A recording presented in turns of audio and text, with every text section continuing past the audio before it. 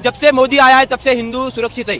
बस हमें इतना ही, हम दिमाग से पागल है, हम कट्टर हिंदुत्ववादी। मैं कट्टर कट्टर क्या होता है भाई? कट्टर क्या होता है? कट्टर कहाँ शब्द है कट्टर? हमारे हिंदू धर्म में कई कट्टर शब्द का उल्लेख है, हमारे सनातन धर्म में कई कट्टर शब्द का उल्लेख है, गीता में कहीं लिखा हुआ है कि कट्टर सनातनी हो एक हो जाओ या कट्टर हिंदू है। उनके जाके पढ़ना है, उनके जाके अस्पतालों में इलाज कराना है, उनकी जाके फैसिलिटीज लेनी है, लेकिन आज गालियां उन्हीं को देनी है, उन्हीं को देनी है। उन्हीं के कॉलेज से पढ़ के इंजीनियरिंग अपने आप को स्टूडेंट ये कह रहा है, कहीं से इंजीनियर मुझे तो नजर नहीं आता, पता नहीं किस किस्म के इंजीनियर है, केमिकल लोचे वाले इंजीनियर लगे। में आरएसएस का मुख्यालय है, 52 सालों तक भारत तिरंगा क्यों नहीं लहराया था? वहाँ कौन सी 370 लगी थी भाई? तो उसको मंदिर से कंपेयर करोगे आरएसएस मुख्यालय को?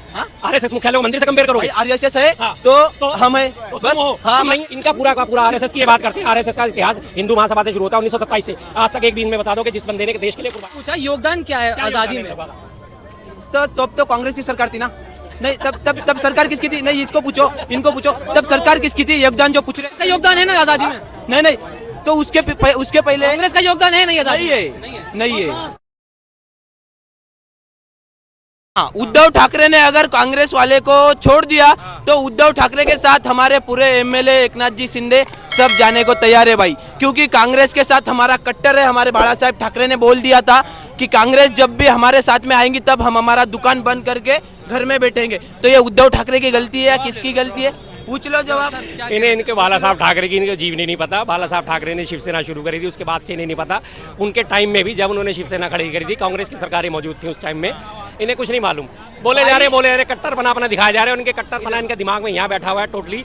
इनको सिर्फ और सिर्फ मुस्लिमों से नफरत है, इसके अलावा इनके पास दूसरा कोई। मैं बता रहा हूँ ना, इन्होंने नहीं लिया, मैं बता रहा हूँ 100% 100% इनको मुस्लिमों से नफरत है। नहीं होती तो इतनी भाषा इतनी कट्टर नहीं होती। मैं कट्टर क्या होता है भाई? कट्टर क्या होता है? कट्टर कहाँ शब्द है कट्टर? हमारे हिंदू धर्म में कई कट्टर शब्द का उल्लेख है, हमारे सनातन धर्म में कई कट्टर शब्द का उल्लेख है, गीता में कहीं लिखा हुआ है कि कट्टर सनातनी हो एक हो जाओ या कट्टर हिंदू हो एक हो जाओ, या कहीं भी शिवसेना ने बाला साहब ठाकरे ने बोला था कि कट्टर शिवसेना सैनिक बनो।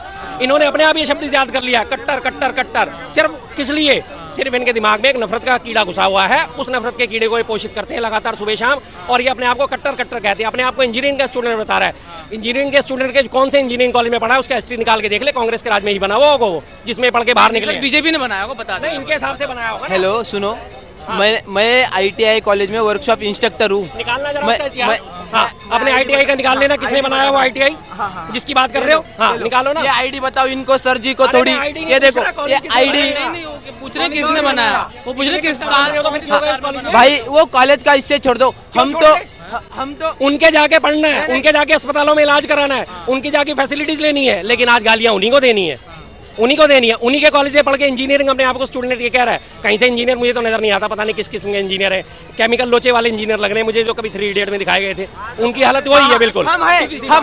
हम दिमाग से पागल है, हम कट्टर हिंदुत्ववादी है। बाला साहेब ठाकरे के हम कट्टर हिंदुत्ववादी है, और हम ना कभी भी कुछ भी हुआ तो हिंदू के लिए मरने के लिए। छोड़िए, आपने 2 चीजें बताई, 370 और राम मंदिर, उसके बाद कुछ विकास भाई? उसके बाद भी बहुत सी विकास हुआ है महाराष्ट्र में।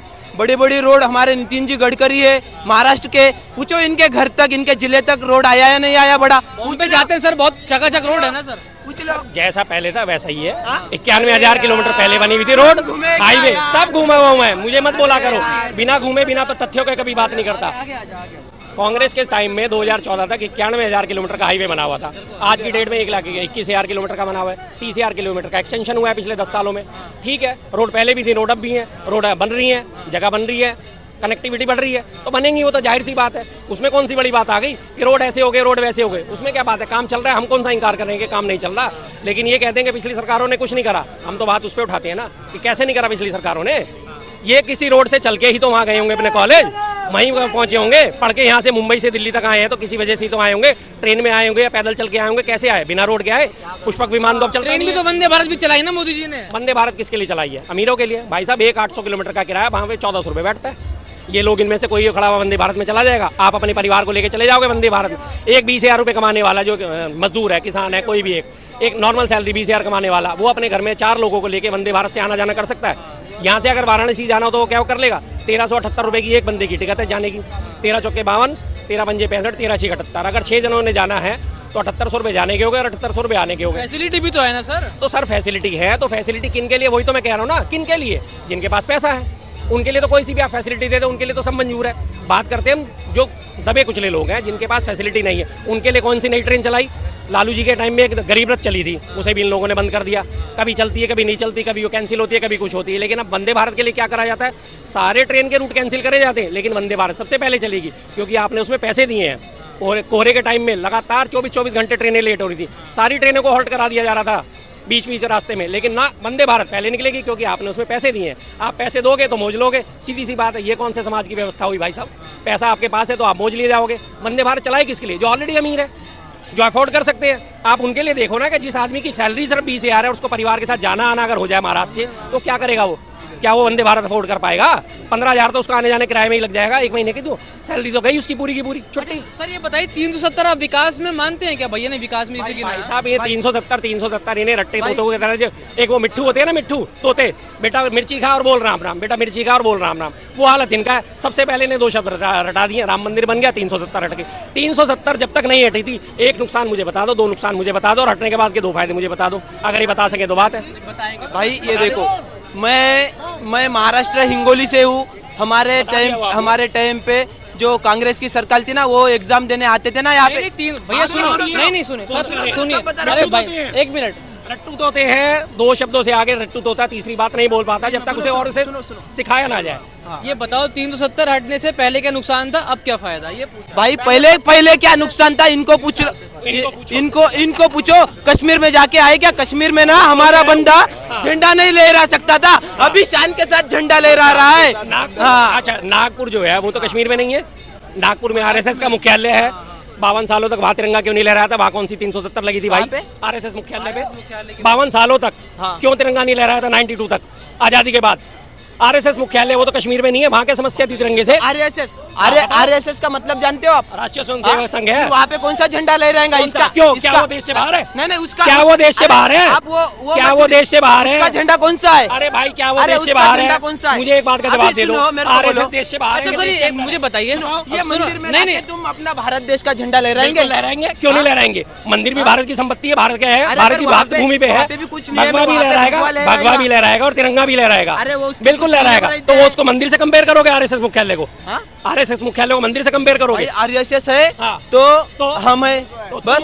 हम नहीं है, तुम हो सकते हो। आरएसएस है तो हम, आरएसएस है तो हिंदू राष्ट्र है। अच्छा सुनिए, मुझे बात बताइए, एक बात तो बताइए सर, मेरे को बात बताइए। अगर आपको 2 झंडे में दूं, ठीक है, 1 मिनट सर मैं आऊंगा, सर मैं एक मिनट। मेरा इनसे सवाल जो पूछा था उसका जवाब इन्होंने दिया अभी तक? मुद्दा घुमा गए ना? नहीं बता रहे, झंडा 370 की बात आगे पूछो इनसे। नहीं मैं अगर आपको 2 झंडे दे दूं मैं, एक में आरएसएस का झंडा दूं, एक तिरंगा का झंडा दूं, आप कौन सा चुनेंगे? एक चुनना है आपको। भाई देखो, हम तो भारत देश का झंडा चुनेंगे, क्योंकि उसमें भी भगवा कलर उसमें आए वाला है। हाँ बस। तो आरएसएस वालों ने इंडिया का झंडा क्यों नहीं चुना? अगर आप जैसे चुन रहे हैं, उन्होंने क्यों नहीं चुना? 52 साल तक क्यों नहीं चुना? भाई वो क्यों चुनेंगे मेरे को बोलो? क्योंकि वो हिंदू, अभी भारत देश में तो सब जाति वाले लोग रहते, मुसलमान भाई भी रहते, हिंदू भाई भी रहते, सिख भाई भी रहते। हाँ तो इसके लिए भारत देश में सब रहते हैं, तो सब तिरंगा झंडे को सलामी देते हैं ना, सब तिरंगा अपने घरों में फहराते हैं ना। पिछले साल भी मोदी जी ने मुहिम चलाई थी, हर घर तिरंगा। सब लोगों ने तिरंगा फहराया या नहीं फहराया? इससे पहले 52 साल तक इन्होंने तिरंगा क्यों नहीं फहराया? क्योंकि ये तिरंगे की इज्जत नहीं करते थे। जब तिरंगे को अंगीकार करा जा रहा था, तब इन लोगों ने उस पर आपत्ति उठाई थी कि नहीं, ये भारत का झंडा नहीं हो सकता। इनका पूरा का पूरा आरएसएस की ये बात करते हैं। आरएसएस का इतिहास हिंदू महासभा से शुरू होता है 1927 से आज तक। एक भी इनमें बता दो कि जिस बंदे ने देश के लिए कुर्बानी दी हो, आरएसएस का एक बंदा। आज इनके एक माफी वीर की पुण्यतिथि है, ये भी नहीं पता होगा। पता है माफी वीर की पुण्यतिथि आज? नहीं, वीर सावरकर, माफी वीर सर, वीर सावरकर माफी 6 बार माफी लिखी गई थी, और उसके बाद 60 रुपए महीने की पेंशन ली थी अंग्रेजों से, अंग्रेजों की चाटुकारिता करने के लिए। अंग्रेजों की चाटुकारिता करने के लिए बकायदा माफी वीर बने गए, इसीलिए उनको माफी वीर कहा जाता है। वीर सावरकर कहा जाता है। माफी वीर सावरकर, मैं तो माफी वीर सावरकर कहूंगा, जिसने अंग्रेजों से डर के 6 बार माफीनामा लिखा कि ठीक है, आज के बाद मैं किसी भी क्रांति का हिस्सा नहीं बनूंगा, मैं आज के बाद किसी भी क्रांति का बिगुल नहीं बजाऊंगा, और लगातार आजीवन यूनियन जैक की सेवा करूंगा। उसके बाद उनको वहाँ से माफ़ी मिली, जब उनको अंडमान निकोबार जेल से निकाला गया और उनकी 60 रुपये महीने की पेंशन बांधी गई। आज से कितने साल पुरानी बात है? 70-80 साल पुरानी बात। 60 रुपये की कितनी बड़ी वैल्यू होती थी उस टाइम। आज के हिसाब से कंपैरिजन करो तो कम से कम 6 लाख रुपये महीना बैठता है। पूछो इनसे क्या है इनका, ये योगदान है भाई। अच्छा मुझे बताइए, सर ने पूछा योगदान क्या है आज़ादी में? तो तब तो कांग्रेस की सरकार थी ना। नहीं तब सरकार किसकी थी? नहीं इसको पूछो, इनको पूछो, तब सरकार किसकी थी? योगदान जो पूछ रहे हैं ना, कांग्रेस का योगदान है ना आज़ादी में? नहीं तो उसके पहले कांग्रेस का योगदान है नहीं आजादी नहीं है, नहीं है नहीं है योगदान किसका है भाई साहब। कांग्रेस वालों ने कुछ नहीं किया है, सिर्फ हिंदू के खिलाफ लड़वाने का काम किया है। जब से मोदी आया है तब से हिंदू सुरक्षित है, बस हमें इतना ही समझ में आजादी के आता है। बाद सबसे पहले राष्ट्रपति कौन थे? पंडित राजेंद्र प्रसाद। हिंदू थे या कौन थे? हाँ भाई, hello hello hello hello hello, हमें ये नहीं पता, नहीं पता ना। पहले राष्ट्रपति राजेंद्र प्रसाद पंडित थे, 10 साल रहे। हिंदू थे या कोई और धर्म के थे? फिर ये कैसे कह सकते हैं कि हिंदुओं का कांग्रेस ने? उसके बाद से लगातार आप प्रधानमंत्री देखो, लाल बहादुर शास्त्री देखो, जवाहरलाल नेहरू देखो, और उसके बाद राष्ट्रपतियों की आप गिनती करो, रक्षा मंत्रियों की गिनती करो, कौन हिंदू नहीं थे भाई साहब? आज तक हिंदू क्या, ऐसी बात नहीं है कि हिंदुओं को और मुस्लिमों को कांग्रेस ने सबको बराबर का साथ दिया था, सबको बराबर का हक दिया था। पहली कैबिनेट में सरदार बलदेव सिंह थे, रक्षा मंत्री थे, कांग्रेस के नहीं थे, उसके बावजूद उन्हें रक्षा मंत्री बनाया गया था। इन्हीं की पार्टी के श्यामा प्रसाद मुखर्जी, जो घोर विरोधी थे शाह उनको सिंचाई और विकास मंत्री बनाया था। बाबा साहब अम्बेडकर कांग्रेस के घोर विरोधी थे, कांग्रेस में शामिल नहीं थे, बामसेफ उनकी अपनी बनी हुई थी, उसके बावजूद उन्हें लॉ मिनिस्टर बनाया था। पंडित नेहरू ने अपने पहले कार्यकाल में, अपनी पहली कैबिनेट में इस तरह से विकास करते थे, वो सबको साथ लेके। और आज ये क्या करते, एक हिंदू हिंदू हिंदू का नारा लेके देश का विकास हो जाएगा क्या? 140 करोड़ की आबादी में हम करीब 90 करोड़ मौजूद है, तो बाकी 50 करोड़ और भी तो लोग हैं। बाकी 50 करोड़ को आप क्या बिल्कुल किनारे पे कर दोगे, बिना उनके विकास कर लोगे देश का? बाकी 50 करोड़ के आपने जूते चप्पल जो पहने हुए, आपको पता है किसने बना के दिया? आपको पता है? आपके किसी हिंदू ने बना के? राहुल गांधी की बात नहीं कर रहा मैं, किसने बना के दिए? किस जाति ने बना के दिए, किस धर्म ने बना के दिए, मालूम है आपको? ये जूते पहन के जो खड़े हो या टी शर्ट पहन के खड़े हो, कौन बना के लाया था इनको? कहाँ से आपने खरीदे? कहाँ से इसका ट्रांसपोर्टेशन हुआ? किस किस को बाहर निकालोगे भाई? 50 करोड़ लोगों को देश से बाहर निकाल दोगे तुम? भाई बाहर निकालने की यहाँ पे बात नहीं चल रही भाई। यहाँ पे बाकी 50 करोड़ से दूसरी आबादी वो देश छोड़ के चली जाए भाई, हिंदू के खिलाफ जो होगा उसको देश छोड़ना ही पड़ेगा। ये तो सही है, ये तो सही है। हिंदू के खिलाफ जो भी रहेगा उसको देश से भागना ही पड़ेगा। ये तो कौन सही खिलाफ है? खिलाफ कौन है? भाई अभी जो खिलाफ है उनको तो भागना पड़ेगा। वो आएंगे, मीडिया के सामने आएंगे, कभी ना कभी तो आएंगे, उनको तो भगा देंगे भाई हम। ये तो मन में दंगा है, और ये इनका बस इनका मेंटेलिटी एक ही है, दंगा करो दंगा करो दंगा करो।